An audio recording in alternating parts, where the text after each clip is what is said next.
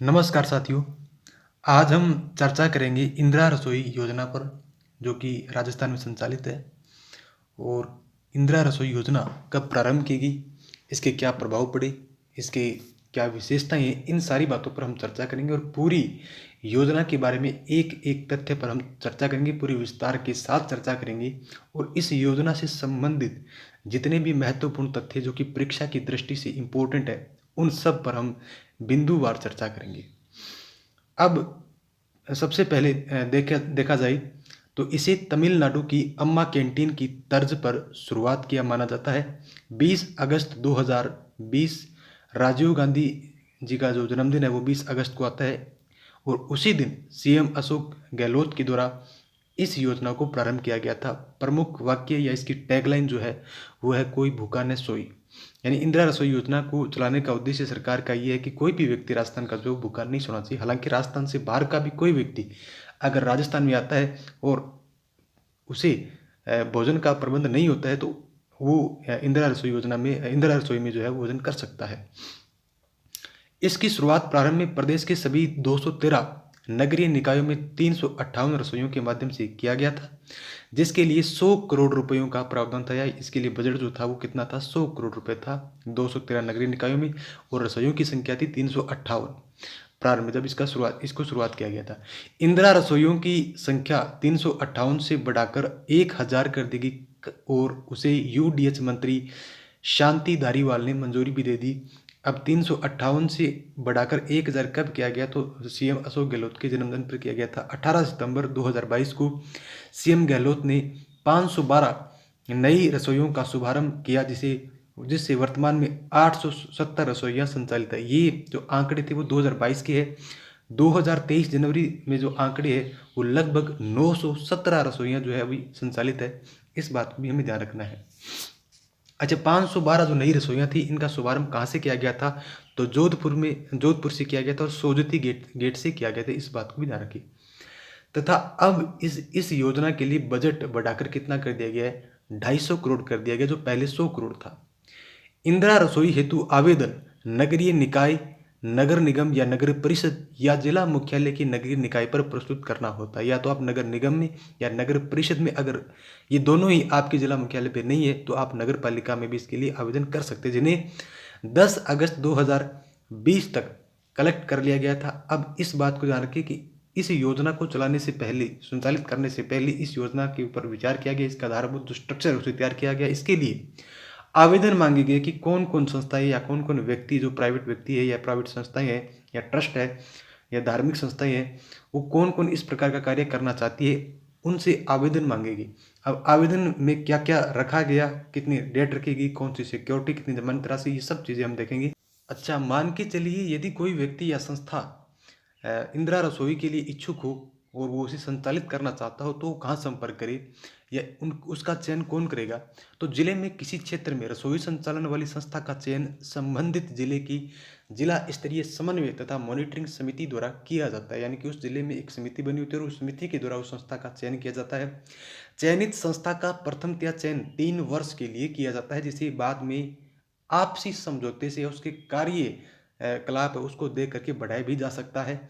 चयन के आधार क्या है, किस आधार पर किसी संस्था का चयन होगा, तो सक्षमता, कार्य करने में कितना सक्षम है, कार्य अनुभव, कितना अनुभव रह चुका है, सेवा भाव, उनके सेवा करने की भावना कितनी प्रबल है, कार्यकलाप, उनकी बैकग्राउंड में उन्होंने किस प्रकार के कार्य किए हैं, सामाजिक कार्य किए या धार्मिक कार्य किए, उनको देख करके ये जो चार प्रकार के जो आधार है, उनके आधार पर इस संस्था का चयन किया जाता है जिला स्तरीय समन्वय और मॉनिटरिंग समिति द्वारा।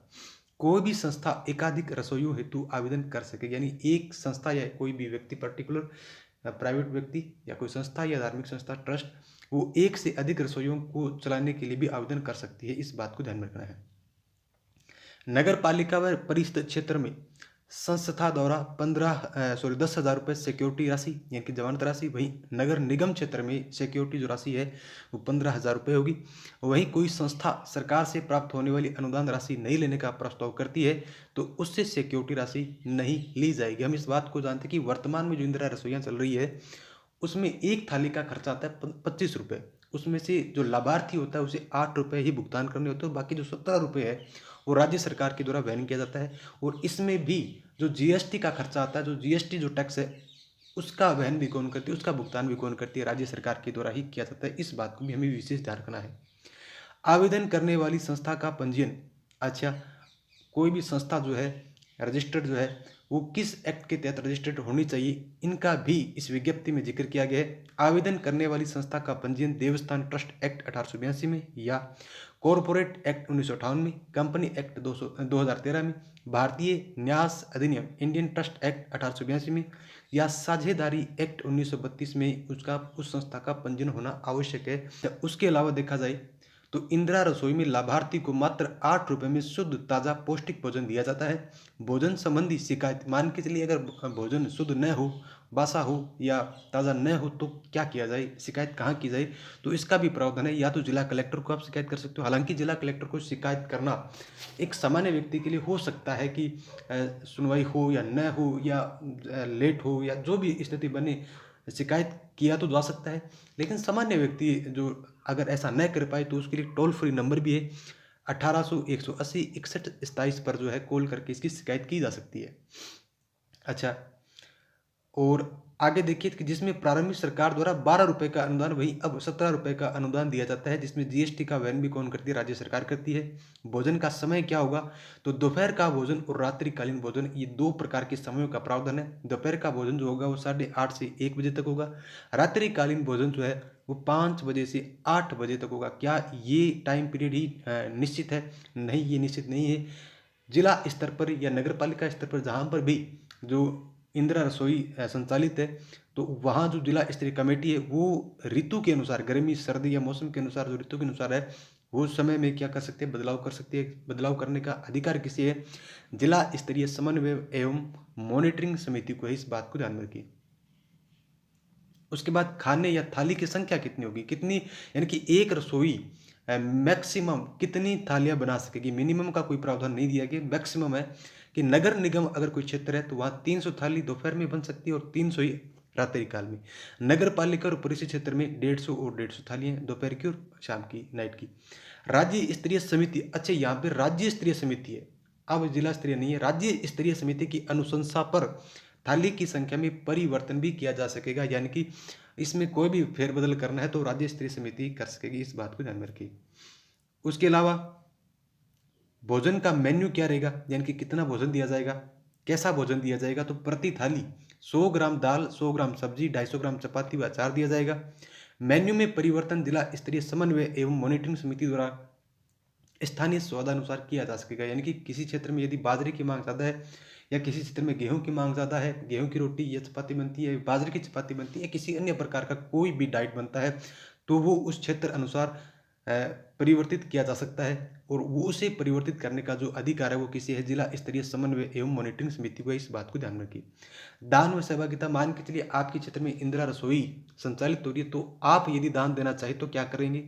दान व सहभागिता के लिए सीएम सहायता कोष व रसोई के संबंधित बैंक खाते में दान राशि दी जा सकेगी, जिनके नाम डिस्प्ले पर लगाए जाएंगे, यानी कि किस व्यक्ति ने कितना दान दिया है उसे डिस्प्ले पे दिया जाएगा कि उक्त व्यक्ति ने इतना दान दिया। इसके अलावा भी अपना जन्मदिन या कोई विशेष अवसर जो होता है उसके उस अवसर पर भी आप इंदिरा रसोई में जाकर के निश्चित थालियों के लिए भुगतान कर सकते हैं और उसके लिए भी आपका जो नाम है वो डिस्प्ले किया जाएगा। जनवरी 2023 तक 967 रसोइयाँ खुल चुकी है। 967 है, मैंने पहले गलती से 917 बोल दिया था। 967 रसोइयाँ खुल चुकी है, जिसमें अब तक कुल 8 करोड़ 70 लाख जो लोग हैं उन्हें भोजन कराया जा चुका है, यानी कि इतनी थालियां बन चुकी है। राज्य सरकार का लक्ष्य इस वर्ष 2023 की अवधि के भीतर भीतर लगभग 14 करोड़ लोगों को भोजन कराने का है। अच्छा, इसमें जो विदेशी सैलानी भी आते हैं ना, वो भी खुलकर तारीफ करते हैं कि वाकई में राजस्थान सरकार की ये जो योजना है वो वाकई में तारीफ करने की है, वाकई में शानदार है। और इस वाक्य का चरितार्थ करने वाली योजना है कि कोई भी भूखा न सोए। तो ये इंदिरा रसोई योजना के बारे में वो तथ्य थे जो कि परीक्षा की दृष्टि से महत्वपूर्ण है।